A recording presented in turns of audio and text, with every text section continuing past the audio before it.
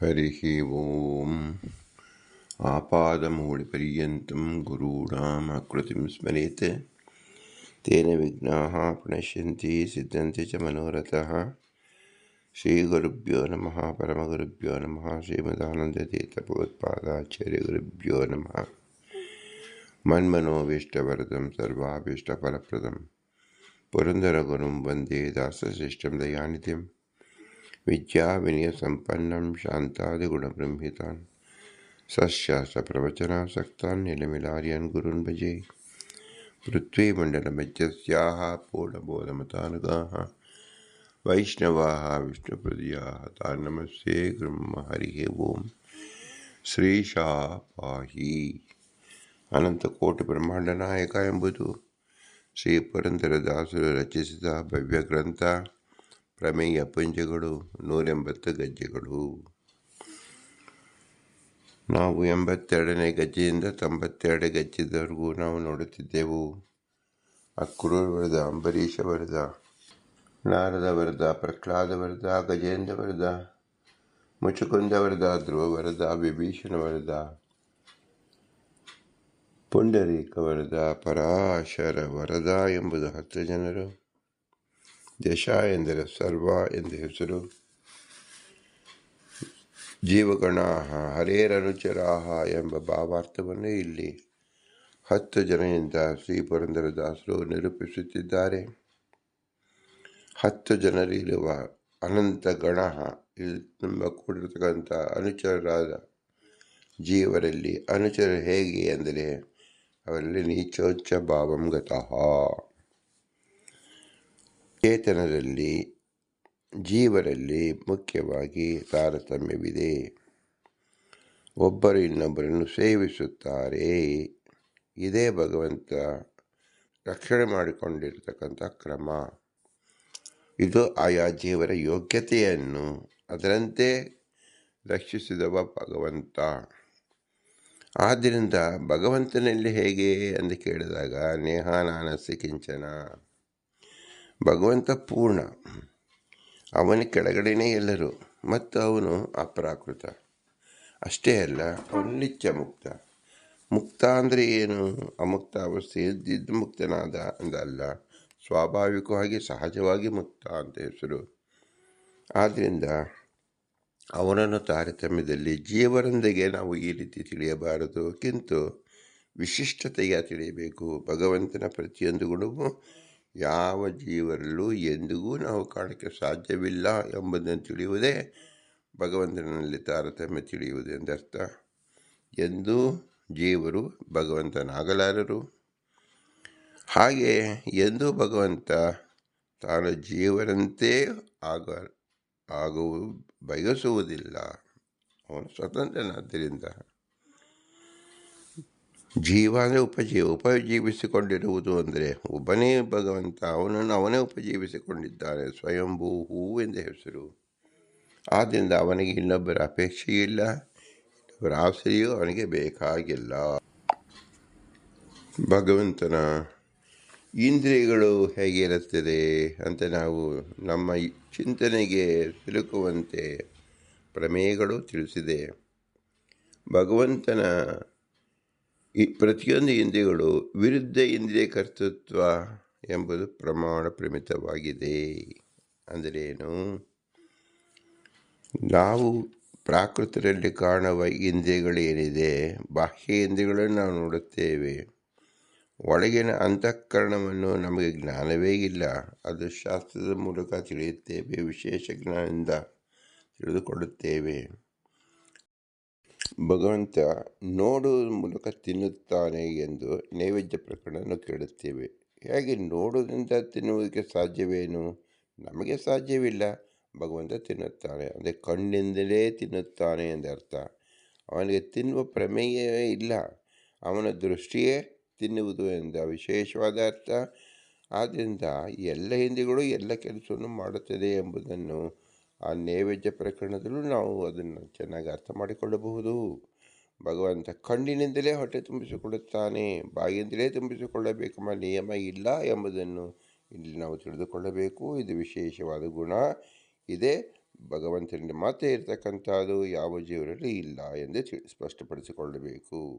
ಅದರ ಕಾರ್ಯಕ್ರಮ ನಡವಳಿಕೆ ಕೇವಲ ಯಾವ ತತ್ವಾಭಿಮಾನಿ ದೇವತೆಗಳಿಗೆ ಕ್ಲುಪ್ತವಾಗಿ ತಿಳಿದಿರುತ್ತದೆ ಹೊರತು ಯಾವ ಮನುಷ್ಯನಿಗೂ ನಾವು ಎಂಡ್ ಯೂಸರ್ಸ್ ಅಂತ ಬಳಸುತ್ತೇವೆಯೇ ಹೊರತು ಅದರ ಕಾರ್ಯಕ್ರಮದ ವಿಶಿಷ್ಟತೆ ನಮಗೆ ತಿಳಿಯುವುದಿಲ್ಲ. ನಾವು ಬಲಗೈನಲ್ಲಿ ಬರೆಯುತ್ತೇವೆ ಎಂಬುದು ನಮಗೆ ತಿಳಿದಿದೆ. ಅದರಂತೆ ನಾವು ಸಾಹಸ ಪಟ್ಟರೆ ಎಡಗೈಯಲ್ಲೂ ಬರೆಯಬಹುದು. ಅಂದರೆ ಇದರ ಅರ್ಥ ಏನು? ಕೇವಲ ಬಲಗೈಯಲ್ಲಿ ಇರುವುದು ಬರೆಯುವುದಕ್ಕೆ ಮಾತ್ರ ಎಂಬುದಂತಲ್ಲ, ಎಡಗೈಯಲ್ಲೂ ಬರೆಯಬಹುದು ಎಂಬುದು ನಾವು ಸಾಬೀತಾಗುತ್ತದೆ.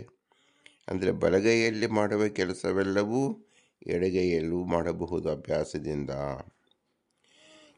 ಕೆಲವರು ಏನು ಮಾಡುತ್ತಾರೆ, ಕೈಗಳೇ ಇಲ್ಲದೆ ಇದ್ದವರು ಕಾಲಿನಿಂದ ಬರೆಯುತ್ತಾರೆ. ಕೈಯಿನಿಂದ ಎಷ್ಟು ಸುಂದರವಾಗಿ ಬರೆಯಬಹುದೋ ಅಷ್ಟೇ ಸುಂದರವಾಗಿ ಕಾಲಿನಲ್ಲಿ ಚಿತ್ರವನ್ನು ಬಿಡಿಸುತ್ತಾರೆ, ಅಕ್ಷರವನ್ನು ಬರೆಯುತ್ತಾರೆ. ಇದು ಅಭ್ಯಾಸ ಬಲದಿಂದ ಸಾಧ್ಯವಾಗಿರುವುದು. ನಾವು ಕೋಟಿ ಜನಗಳಲ್ಲಿ ಒಬ್ಬರನ್ನು ಇಬ್ಬರನ್ನು ನೋಡುತ್ತೇವೆ. ಆದರೆ ಎಲ್ಲರೂ ಕಾಲಿನಲ್ಲಿ ಬರೆಯೋಕ್ಕೆ ಸಾಧ್ಯವೇನು? ಸಾಧ್ಯವಿಲ್ಲ. ಎಡಗೈಯಲ್ಲಿ ಬರೆಯೋಕ್ಕೆ ಸಾಧ್ಯವೇನು? ಸಾಧ್ಯವಿಲ್ಲ. ಕೆಲವರಿಗೆ ಎಡಗೈ ಮಾತ್ರ ಶಕ್ತಿಪ್ರದವಾಗಿರುತ್ತೆ. ಬಲಗೈ ಶಕ್ತಿ ಇಲ್ಲದೇ ಇರುವುದರಿಂದ ಅವರು ಬಲಗೈಯಲ್ಲಿ ಮಾಡತಕ್ಕಂಥ ಈ ಸಮಸ್ತ ಕೆಲಸವು ಎಡಗೈನಲ್ಲೇ ಮಾಡುತ್ತಾರೆ. ಇದರಂತೆ ನಾವು ಬಲಗಣ್ಣಿನ ನೋಡಿದ ದೃಷ್ಟಿ ಎಡಗಣ್ಣಿನಲ್ಲೇ ನೋಡುತ್ತಾರೆ, ಬಲಕಿವಿಯಲ್ಲಿ ನೋಡತಕ್ಕಂಥದ್ದು ಎಡಕಿವಿಯಲ್ಲಿ ಕೇಳುತ್ತಾರೆ ಎಂಬುದವರೆಗೆ ನಾವು ಅಂತಃಕರಣದಲ್ಲಿಯೂ ಸಹ ಎಡಪಾಶದಲ್ಲಿ ಕೆಲಸ, ಬಲಪಾಶದ ಕೆಲಸ ಎಡಪಾಶದಲ್ಲಿಯೂ ನಡೆಯುತ್ತದೆ ಎಂದು ನಾವು ಊಹಿಸಬಹುದಾಗಿದೆ. ಆದರೆ ಇದು ಸಹಸ್ರಕ್ಕೊಬ್ಬರು, ಲಕ್ಷಕ್ಕೊಬ್ಬರು. ಇದು ಏಕೆ ಹೀಗಾಗಿದೆ ಎಂಬುದು ಅವರಿಗೆ ತಿಳಿಯುವುದಿಲ್ಲ. ಕ್ರಮೇಣ ಬಲಗೈಯಲ್ಲಿ ಮಾಡತಕ್ಕಂಥ ಶಕ್ತಿ ಎಡಗೈಯಿಂದಲೇ ಅವರು ಮಾಡುವ ಶಕ್ತಿ ಭಗವಂತ ಕೊಟ್ಟಿರ್ತಾನೆ. ತತ್ವಾಭಿಮಾನಿ ದೇವತೆಗಳು ನಡೆಸಿರುತ್ತಾರೆ. ನಾವು ಈ ಒಂದು ದೃಷ್ಟಿಯಿಂದ ತಿಳಿದುಕೊಂಡಾಗ, ಸಾಧಾರಣ ದೃಷ್ಟಿಯಿಂದ ಹೇಗೆ ವಿರುದ್ಧ ಇಂದ್ರಿಯ ಕ್ರಿಯೆ ನಮಗೆ ನೋಡುತ್ತಿದ್ದೇವಲ್ಲ, ಇದಕ್ಕೆ ಮೂಲ ಏನು ಅಂದರೆ ಭಗವಂತ ತತ್ವಾಭಿಮಾನಿ ದೇವತೆಗಳೊಳಗಡೆ ಭಾರತೀಯಪತಿ ವಾಯುದೇವರಿರುತ್ತಾರೆ. ವಾಯುದೇವರ ಒಳಗಡೆ ಮುಖ್ಯವಾಗಿ ಭಗವಂತನೇ ಇದ್ದು ನಮಗೆ ಸಕಲ ಕ್ರಿಯೆಗಳನ್ನು ಮಾಡಿಸ್ತಾ ಇದ್ದಾನೆ. ಭಗವಂತನಿಗೆ ಯಾವ ಇಂದ್ರಿಯಗಳಿಂದ ಏನು ಕೆಲಸ ಮಾಡಿಸಬೇಕು ಎಂಬುದನ್ನು ಸೀಮಿತವಾಗುವುದಿಲ್ಲ. ಯಾವುದೇ ಇಂದ್ರಿಯಗಳಲ್ಲಿ ಏನು ಕೆಲಸವನ್ನು ಮಾಡಲು ನಾವು ಸಮರ್ಥನಿದ್ದಾನೆ. ಇದನ್ನು ನಾವು ಹೇಗೆ ತಿಳಿಯಬಹುದು ಅಂದರೆ, ಭಗವಂತನಿಗೆ ಅವನ ಇಂದ್ರಿಯಗಳು ವಿರುದ್ಧ ಇಂದ್ರಿಯ ಕರ್ತೃತ್ವವನ್ನು ಭಗವಂತ ಹೊಂದಿದ್ದಾನೆ. ಅಂದರೆ ಭಗವಂತನ ವಿಶೇಷವಾದ ಕ್ರಿಯೆ ಹೇಗಿದೆ ಅಂದರೆ, ಅವನ ಎಲ್ಲ ಇಂದ್ರಿಯಗಳು ಎಲ್ಲ ಕಾರ್ಯವನ್ನು ಮಾಡಬಹುದು ಎಂಬುದು ವಿಶೇಷವಾದ ಕಥನ ನಾವು ಇಂದು ಪ್ರಸ್ತಾಪಿಸುತ್ತಿದ್ದೇವೆ. ಹಿಂದೆ ನಾವು ತಿಳಿದಂತೆ ಭಗವಂತನ ಪ್ರತಿಯೊಂದು ರೋಮಕೂಪದಲ್ಲಿ ಅನಂತ ಬ್ರಹ್ಮಾಂಡಗಳಿದೆ. ಒಂದೊಂದು ರೋಮದಲ್ಲೂ ಅನಂತ ಬ್ರಹ್ಮಾಂಡವಿದೆ ಎಂದಾಗ ಭಗವಂತನಲ್ಲಿ ಅನಂತ ಬ್ರಹ್ಮಾಂಡವಿದೆ. ಒಂದು ರೋಮದಲ್ಲೂ ಅನಂತ ಬ್ರಹ್ಮಾಂಡ ಅಂತ ಹೇಳಿದಾಗ ಹೇಗೆ ತಿಳಿದುಕೊಳ್ಳುವುದು? ಅದು ಕೇವಲ ಶಾಸ್ತ್ರದಲ್ಲಿ ಹೇಳಿದಂತೆ ನಾವು ಶಬ್ದದಿಂದ ತಿಳಿಯಬೇಕು ಹೊರತು ಅರ್ಧದಿಂದ ತಿಳಿಯಲು ಸಾಧ್ಯವಿಲ್ಲ. ಅದೇ ಪ್ರಕಾರವಾಗಿ ನಾವು ಇಂದ್ರಿಯಗಳಿಂದ ಎಲ್ಲ ಕೆಲಸವನ್ನು ಮಾಡುತ್ತಾನೆಂದರೆ ನಾವು ಪ್ರಮಾಣ ಪ್ರಮಿತ ಎಂದು ನಾವು ತಿಳಿಯಬೇಕು. ಕೇವಲ ಸಂಕಲ್ಪದಿಂದಲೇ ಸಕಲ ಕಾರ್ಯಗಳು ನಡೆಯುತ್ತದೆ ಎಂಬುದು ನಾವು ಇಲ್ಲಿ ಅರ್ಥ ಮಾಡಿಕೊಳ್ಳಬಹುದು. ಮುಕ್ತ ಜೀವರಿಗೆ ಅವರ ಸಂಕಲ್ಪದಿಂದಲೇ ಎಲ್ಲ ಪದಾರ್ಥವು ಬಂದು ಬರುತ್ತದೆ ಮತ್ತು ಅದಕ್ಕೆ ಯಾವ ಬಾಧಕವಿರುವುದಿಲ್ಲ. ಇದನ್ನು ಭಗವಂತನಲ್ಲಿ ಸದಾ ನಾವು ಎಚ್ಚರದಲ್ಲಿ ತಿಳಿದಾಗ ಅವನ ಸಂಕಲ್ಪವೇ ಅವನ ಸಕಲ ಸೃಷ್ಟಿ ಕಾರ್ಯಕ್ಕೆ ಕಾರಣವಾಗಿದೆ. ಅವನು ಯಾವಾಗಲೂ ಕಾರ್ಯವನ್ನು ಮಾಡಬೇಕಾಗಿಲ್ಲ, ಕೇವಲ ಸಂಕಲ್ಪ ಮಾತ್ರ ಸಾಕು ಎಂಬುದು ಸಹ ನಾವು ಶಾಸ್ತ್ರದಿಂದ ತಿಳಿಯಬಹುದಾಗಿದೆ. ಪರಮಾತ್ಮನಿಗೆ ಪರಸ್ಪರ ಇಂದ್ರಿಯಗಳ ಕಾರ್ಯ ಮಾಡತಕ್ಕದ್ದು ಪ್ರಮಾಣ ಪ್ರಮಿತವಾಗಿದೆ. ಅದು ಹೇಗೆಂದರೆ, ಅಚಿಂತ್ಯ ಶಕ್ತಿಯಿಂದಲೇ ಸರ್ವಗತನು ವಿಲಕ್ಷಣನು ಆಗಿದ್ದಾನೆ. ಇದ್ದೇ ಓಡಿ ಎಲ್ಲ ಪದಾರ್ಥವನ್ನು ದಾಟುತ್ತಾನೆ. ಕಣ್ಣಿನಿಂದ ಕೇಳುತ್ತಾನೆ, ಕಿವಿಯಿಂದ ನೋಡುತ್ತಾನೆ. ಹೀಗೆ ಹಾವು ಕಣ್ಣಿನಿಂದ ಕೇಳುತ್ತೆ, ಗೂಬೆ ಕಿವಿಯಿಂದ ನೋಡುತ್ತೆ, ಮತ್ತು ಕಣ್ಣಿನಿಂದ ಕಿವಿ ಇದೆ, ಕೈಕಾಲುಗಳು ಇಲ್ಲ.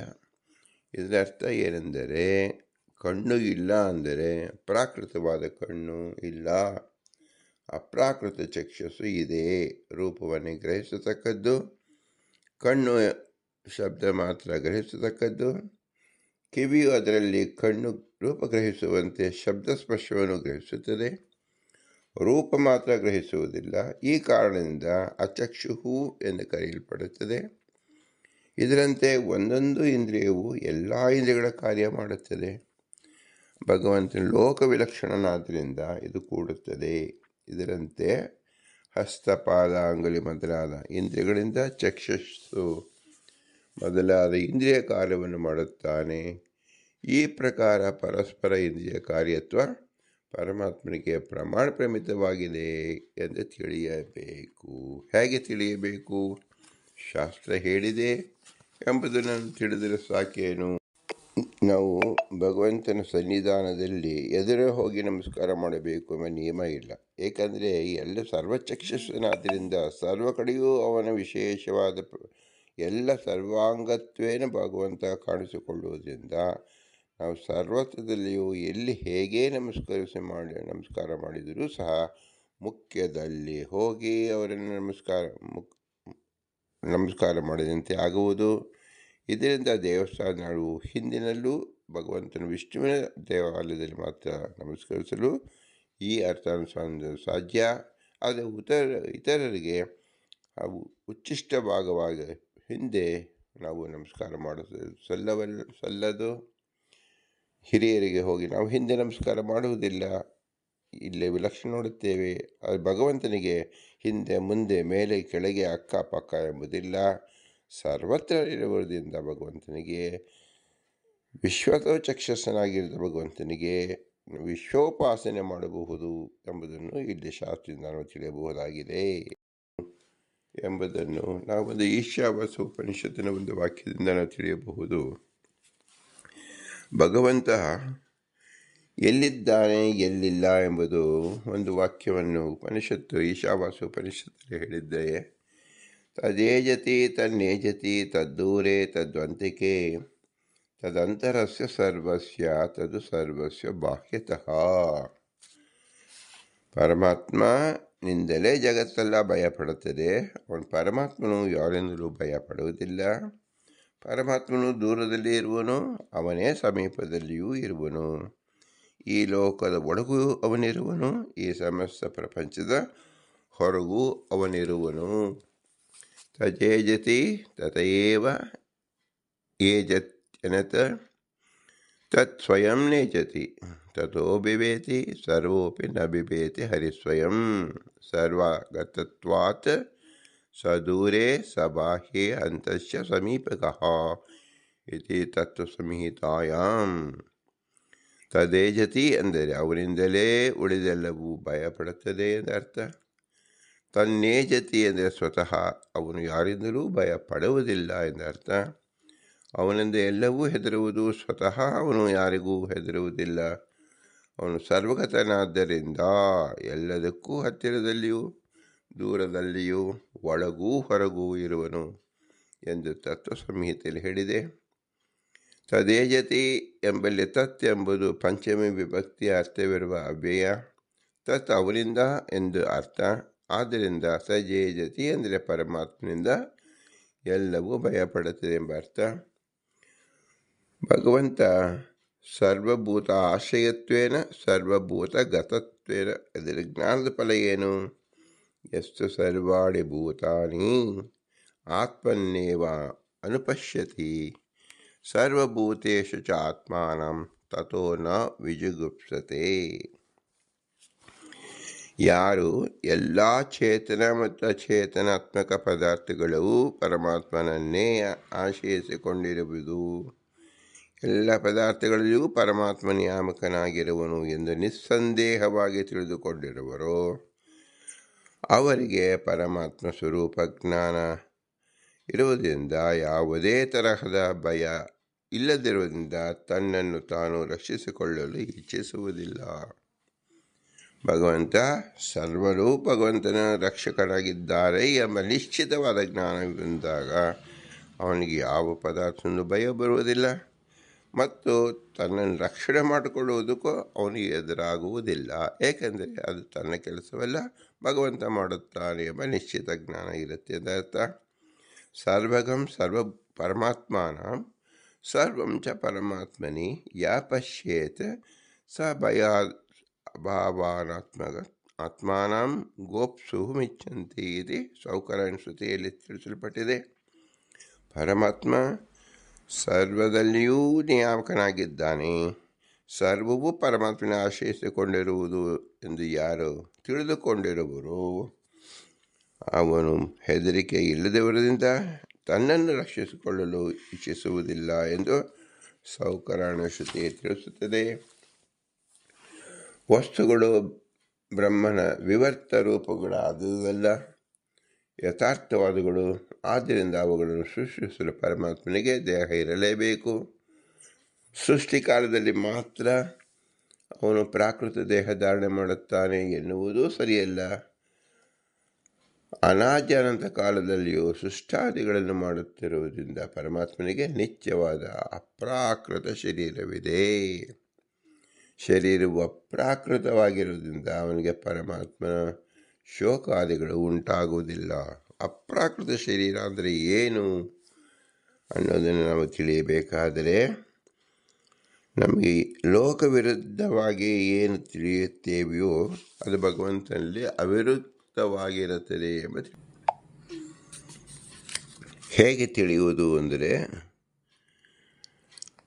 ಅಚಿಂತ್ಯಾಶಕ್ತಿಶ್ಚೈವ ಸರ್ವಗತತ್ವಾಚ್ಚ ತತ್ಪರಂ ದ್ರವತಃ ಸ್ವೇತಿ ಸಂತಿಷ್ಠತೆ ಪರಮಾತ್ಮ ಚಕ್ಷುಷ ಶೃಣೋತಿ ಶ್ರೋತ್ರೇಣ ವಿಚಕ್ಷತೆ ಏತದ್ ಸರ್ಪದೂಕಾದೌ ವಿಷಾಕಲಿತಾದೌ ದೃಷ್ಟಃ ಅಚಕ್ಷುಃ ಶ್ರೋತ್ರಂ ತದಾ ಪಾಣಿಪಾದಂ ಅಚಕ್ಷುಃ ಶ್ರೋತ್ರಂ ಇತ್ಯಾದೇಃ ಅರ್ಥಃ ಅಚಕ್ಷುಃ ಪ್ರಾಕೃತಚಕ್ಷುರಹಿತಃ ರೂಪಮಾತ್ರಂ ಗ್ರಾಹಕಂ ಚಕ್ಷುಃ ಶಬ್ದಮಾತ್ರಂ ಗ್ರಾಹಕಂ ಶ್ರೋತ್ರಂ ತತ್ರ ಚಕ್ಷುಃ ರೂಪಮಿವ ಶಬ್ದಸ್ಪರ್ಶಾದಿಕಂ ಅಪಿ ಗೃಹ್ಣಾತಿ ಇತಿ ರೂಪಮಾತ್ರ ಪ್ರಾಹಕತ್ವಾಭಾವಾತ್ ಅಚಕ್ಷುಃ ಇಚ್ಛಾದೇಃ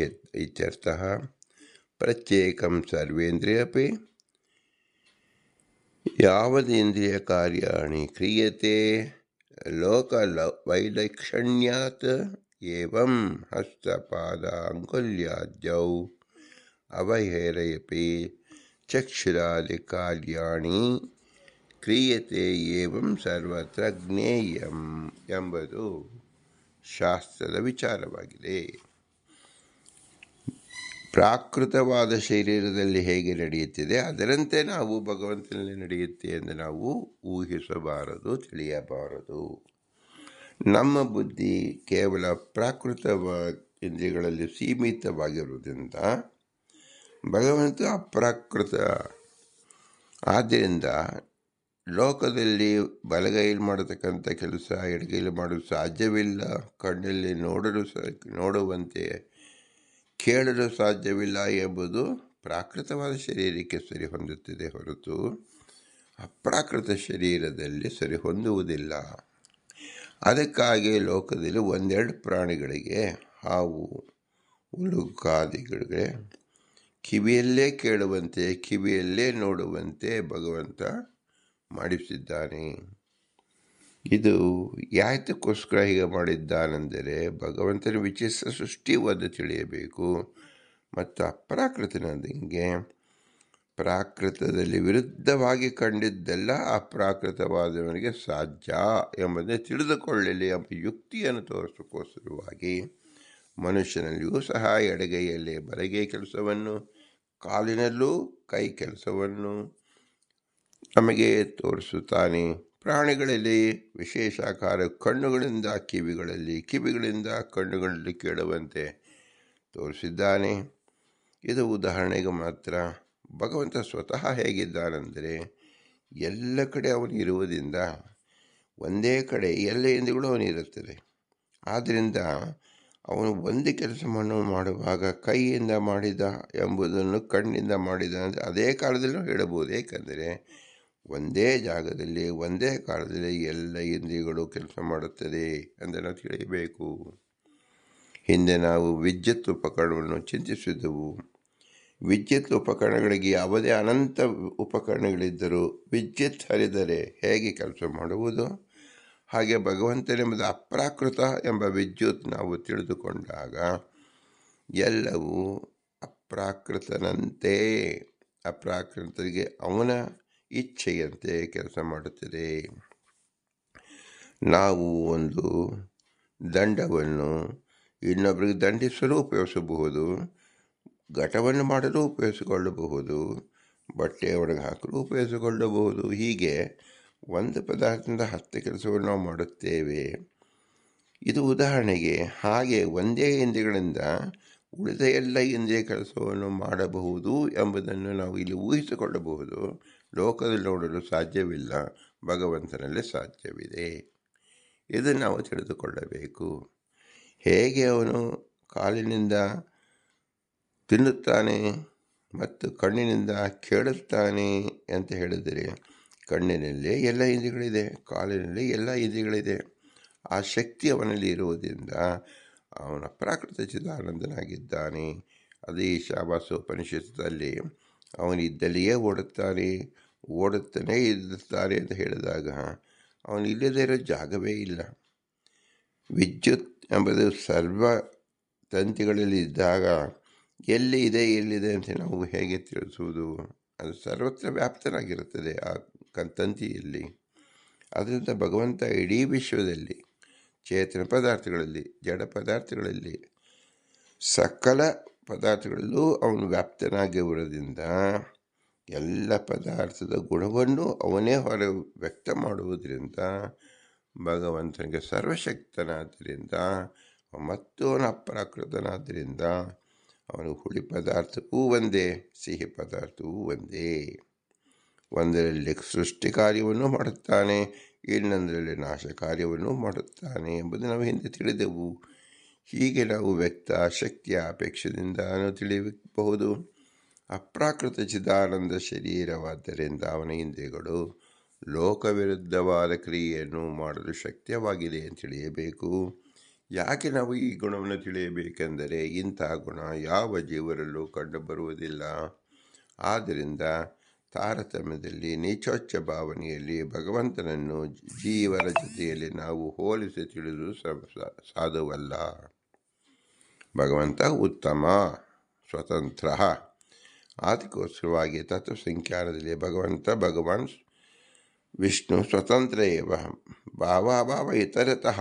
ಈ ಬೇರೆ ರೀತಿಯಲ್ಲಿ ನೀವು ವಿಂಗಡಣೆಯನ್ನು ಮಾಡಿ ಹೊರತು ಭಗವಂತ ಸ್ವತಂತ್ರ ಎಂಬುದನ್ನು ಒಂದೇ ವಾಕ್ಯದಲ್ಲಿ ತಿಳಿಸಿಕೊಟ್ಟಿದ್ದಾರೆ. ಅದರಂತೆ ನಾವು ಅತಿ ಉತ್ತಮನಾದವನು ಅಂತ ಹೇಳಿ ನಮ್ಮ ತಿಳುವಳಿಕೆಗೆ ತಾರತಮ್ಯದಲ್ಲಿ ಹೇಳಬೇಕೇ ಹೊರತು ಇವನು ಜೀವನೊಂದಿಗೆ ಹೋಲಿಸಿಕೊಂಡು ತಾರತಮ್ಯ ತಿಳಿಯಬಾರದು ಎಂಬುದೇ ಮೂಲತತ್ವ. ಇದು ಜೀವ ಪ್ರಕರಣದಲ್ಲಿ ನಾವು ಎಷ್ಟು ಚೆನ್ನಾಗಿ ಸ್ಫುಟವಾಗಿ ತಿಳಿಯುತ್ತೇವೆಯೋ ಆಗ ಯಾವುದೇ ಭಗವಂತನ ಗುಣಗಳನ್ನು ನಾವು ಕಳ್ಳತನ ಮಾಡುವುದಿಲ್ಲ, ಅಂದರೆ ಅತಿ ವ್ಯಾಪ್ತಿ ಮಾಡುವುದಿಲ್ಲ. ಭಗವಂತನ ಗುಣಗಳು ಭಗವಂತನಲ್ಲೇ ಕಾಣಬೇಕು, ಜೀವರ ಗುಣಗಳು ಜೀವರಲ್ಲೇ ಕಾಣಬೇಕು. ಅದನ್ನು ಬಿಟ್ಟು ನಾವು ಭಗವಂತನ ಗುಣವನ್ನು ಜೀವರಲ್ಲಿ ನಾವು ಕಂಡೆವು ಅಂದರೆ ಅದು ಅಸಾಧುವಾದುದು, ಅನಿತ್ಯವಾದುದು ಮತ್ತು ಭ್ರಮೆ ಉಂಟಾದುದು ಅಂತ ತಿಳಿಯಬೇಕು. ಎಲ್ಲ ಜೀವರಲ್ಲೂ ಭಗವಂತ ಇದ್ದು ವ್ಯಕ್ತ ಮಾಡಿದ್ದುದು ಸರಿಯೇ, ಯಾರಿಗೂ ಅದು ಕಾಣುವುದಿಲ್ಲವಾದ್ದರಿಂದ ಭಗವಂತನ ಗುಣ ಜೀವನದಲ್ಲಿ ಆರೋಪ ಮಾಡಿಕೊಳ್ಳುವುದು ಸುತರಾಂ ಸಮ್ಮತವಲ್ಲ, ಪ್ರಮಾಣ ಪ್ರಮಿತವೂ ಅಲ್ಲ. ಆದ್ದರಿಂದ ಭಗವಂತನ ಗುಣ ವಿಶೇಷವಾಗಿ ತಿಳಿಯಬೇಕಾದ ತಾರತಮ್ಯ ಲಕ್ಷಣ. ಆದ್ದರಿಂದ ಭಗವಂತನ ಇಂದ್ರಿಯಗಳು ವಿರುದ್ಧ ಕ್ರಿಯೆಯನ್ನು ಮಾಡಬಲ್ಲದು ಎಂಬುದು ಇದು ಅತ್ಯಲ್ಪವಾದ ಗುಣ ಭಗವಂತನಲ್ಲಿ. ನಮಗೆ ಅತ್ಯಂತ ಮಹತ್ತಾದ ವಿಷಯ ಹೇಗೆ ಆಗುತ್ತದೆ ಎಂಬುದು ಕೇವಲ ತಿಳಿದು ಕೇಳಬೇಕೇ ಹೊರತು ನಾವು ಅರ್ಥತಃ ಮಾಡುವುದಕ್ಕೆ ಸಾಧ್ಯವಿಲ್ಲ. ಕೇಳುವುದಕ್ಕೆ ಮಾತ್ರ ಶಬ್ದದಲ್ಲಿ ಕೇಳಿ ನಾವು ಅರ್ಥಾನುಸಂಧಾನ ಮಾಡಿಕೊಳ್ಳಬೇಕು. ಉದಾಹರಣೆ ರೂಪವಾಗಿ ಅದನ್ನು ತೋರಿಸಿದ್ದಾನೆ. ಇದು ಭಗವಂತನ ವಿಶಿಷ್ಟವಾದ ಕ್ರಿಯಾ. ಅನಂತ ಶಕ್ತಿ ಉಳ್ಳತಕ್ಕಂಥವನ ಭಗವಂತ ಪ್ರಾಕೃತ ಚಿದಾನಂದ ಶರೀರ ಅಂದರೆ ನಾವು ತಿಳಿಯಬೇಕು. ಇಂತಹ ಶ್ರೇಷ್ಠ ಜ್ಞಾನವನ್ನು ಒದಗಿಸುವ ಪುರಂದರದಾಸರಿಗೆ ನಾವು ಅನಂತ ನಮಸ್ಕಾರವನ್ನು ಸಲ್ಲಿಸಿ ಅವರ ಅಂತರ್ಯಾಮಿ ಪುರಂದರ ವಿಠಲನಿಗೆ ಭೂಯಿಷ್ಠ ಅಂತ ನಮ್ಮ ಮುಕ್ತಿ ವಿಧೇಮ ಎಂದು ಹೇಳಿ, ಇಂಥ ವಿಶಿಷ್ಟವಾದ ಜ್ಞಾನ ನಮಗೆ ತಿಳಿಯಲು ಸಾಧ್ಯವಾದುದು ಕೇವಲ ಮನುಷ್ಯ ಜನ್ಮದಲ್ಲಿ ಮಾತ್ರ. ಈ ಜನ್ಮಕ್ಕೆ ಕಾರಣಕರ್ತರಾದ ತಂದೆ ತಾಯಿ ಉಪಕಾರ ಸ್ಮರಣೆಯನ್ನು ಮಾಡಬೇಕು. ತಂದೆ ತಾಯಿಗಳ ಇರುವಿಕೆಗೆ ನೆರವಾದ ಗುರು ಹಿರಿಯರ ಉಪಕಾರ ಸ್ಮರಣೆಯನ್ನು ನೆನೆಯಬೇಕು. ಇವರಲ್ಲಿ ತತ್ವಾಭಿಮಾನಿ ದೇವತೆಗಳು ನಿಂತು ಈ ಕಾರ್ಯವನ್ನು ಮಾಡಿಸುವುದರಿಂದ ಅವರ ವಿಶೇಷ ಸ್ಮರಣೆ ಮಾಡಿಕೊಳ್ಳಬೇಕು. ಭಗವದಾಗ್ನಿಯ ಭಾರತೀಪತಿ ವಾಯುದೇವರು ಎಲ್ಲರಲ್ಲೂ ನಿಂತು ಈ ಜ್ಞಾನ ಕ್ರಿಯೆಯನ್ನು ನಡೆಸಿದ್ದರಿಂದ ಅವರ ವಿಶೇಷ ಆಕಾರವಾಗಿ ಅವರ ಸ್ಮರಣೆ ಮಾಡಿಕೊಳ್ಳಬೇಕು. ಆದರೂ ಇವರೆಲ್ಲರೂ ಅಸ್ವತಂತ್ರರು. ಸ್ವತಂತ್ರರಾದ ಭಗವಂತ ಲಕ್ಷ್ಮೀನಾರಾಯಣನ ಮಾತ್ರ. ಅವರೇ ಎಲ್ಲರಲ್ಲೂ ನಿಂತು ಈ ಕೆಲಸವನ್ನು ಮಾಡುತ್ತಿರುವುದು. ವಾಯುದೇವರಲ್ಲೂ ಭಗವಂತ ನಿಂತಿದ್ದಾನೆ. ತತ್ವಾಭಿಮಾನಿ ದೇವತೆಗಳಲ್ಲೂ ಭಗವಂತ ನಿಂತಿದ್ದಾನೆ. ಗುರು ಹಿರಿಯರಲ್ಲೂ ತಂದೆ ತಾಯಿಗಳಲ್ಲೂ ಭಗವಂತನೇ ನಿಂತು ಈ ಕೆಲಸ ಮಾಡುತ್ತಿರುವುದರಿಂದ ನಮ್ಮ ಲಕ್ಷ್ಯ ಎಲ್ಲಿರಬೇಕು? ಭಗವಂತನಿಂದಲೇ ನಡೆಯುತ್ತಿದೆ. ಭಗವಂತನ ಅನುಗ್ರಹದಿಂದಲೇ ಆಗುತ್ತಿದೆ. ಆ ಭಗವಂತನಾರು ಅಂದರೆ ಅವನೇ ನಮ್ಮ ಬಿಂಬ. ಬಿಂಬೋಪಾಸನೆ ಅಂದರೆ ಏನು? ಸರ್ವ ಕ್ರಿಯೆ ಸರ್ವ ವ್ಯಾಪಾರಗಳು ಲೋಕದಲ್ಲಿ ಏನು ನೋಡುತ್ತೇವೆ, ಏನು ಕೇಳುತ್ತೇವೆ, ಏನು ನಮ್ಮಿಂದ ನಡೆಯುತ್ತದೆ, ಎಲ್ಲವೂ ಬಿಂಬನಿಂದಲೇ ನಡೆಯುತ್ತದೆ ಎಂಬ ಶ್ರೇಷ್ಠವಾದ ಜ್ಞಾನವನ್ನು ಹೊಂದುವುದೇ ಬಿಂಬೋಪಾಸನೆ. ಇದನ್ನು ತಿಳಿಸೋಕ್ಕೋಸ್ಕರವಾಗಿ ಭಗವಂತನಲ್ಲಿ ತಾರತಮ್ಯ ಹೇಗಿದೆ ಎಂಬುದನ್ನು ತಿಳಿತಾ ಇದ್ದೇವೆ. ಅವನೇ ನಮ್ಮ ಬಿಂಬನಾದ್ದರಿಂದ ಬಿಂಬ ಹೇಗೆ ಪ್ರತಿಬಿಂಬಕ್ಕೆ ವಿಲಕ್ಷಣವಾಗಿದ್ದಾನೆ ಎಂಬುದನ್ನು ನಾವು ತಿಳಿಯಬಹುದು. ಸಾದೃಶ್ಯ ಮತ್ತು ಅಧೀನದಲ್ಲಿರತಕ್ಕಂಥದ್ದು ನಾವು ಪ್ರತಿಬಿಂಬ ಅಂತ ಹೇಳುತ್ತೇವೆ ಹೊರತು ಭಗವಂತನ ಗುಣಗಳು ಜೀವನದ ಆರೋಪ ಎಂದು ಮಾಡಿಕೊಳ್ಳಬಾರದು. ಅವನ ಅನುಗ್ರಹದಿಂದ ಜೀವರು ನಾವೆಲ್ಲರೂ ಇದ್ದೇವೆ. ಅವನ ಪ್ರಸಾದದಿಂದ ಮೋಕ್ಷವನ್ನು ಪಡೆಯುತ್ತೇವೆ ಎಂಬುದೇ ನಮ್ಮ ಮೂಲ ತತ್ವ. ಇದು ನಮಗೆ ಆಗಬೇಕಾದರೆ ಶುದ್ಧವಾದ ರೀತಿಯಲ್ಲಿ ಬಿಂಬೋಪಾಸನೆಯನ್ನು ಮಾಡಿಕೊಳ್ಳಬೇಕು ಎಂಬುದೇ ಮಹಾ ತಾತ್ಪರ್ಯವಾದ್ದರಿಂದ ಜೀವ ಪ್ರಕರಣದಲ್ಲಿ ನಾವು ಬಿಂಬೋಪಾಸನೆ ದರ್ಪಣ ರೂಪದಲ್ಲಿ ತಿಳಿಯುತ್ತಿದ್ದೇವೆ. ಅಂತಹ ಭಗವಂತನಿಗೆ ನಾವು ಹೇಗೆ ಉಪಕಾರ ಸ್ಮರಣೆ ಮಾಡುವುದು ಅಂದರೆ ನಾವು ಕೊಡಲು ಏನೂ ಸಮರ್ಥವಿಲ್ಲ. ಕೇವಲ ಉಪನಿಷತ್ ವಾಕ್ಯದಂತೆ ಭೂಯಿಷ್ಠ ಅಂತ ನಮ್ಮ ಮುಕ್ತಿಮಿದೇಮ, ಭೂಯಿಷ್ಠ ಅಂತೇ ನಮ್ಮ ಮುಕ್ತಿಮಿದೇಮ, ಭೂಯಿಷ್ಠ ಅಂತೆ ನಮ್ಮ ಮುಕ್ತಿಮಿದೇಮ ಎಂದು ವಿನಮ್ರವಾಗಿ ನಮಿಸೋಣ. ಭಾರತೀಯ ಮುಖ್ಯ ಪ್ರಾಣಾಂತರದ ಶ್ರೀಕೃಷ್ಣಾರ್ಪಣ. ಹರಿಗೆ ಓಂ, ಹರಿಗೆ ಓಂ, ಹರಿಗೆ ಓಂ.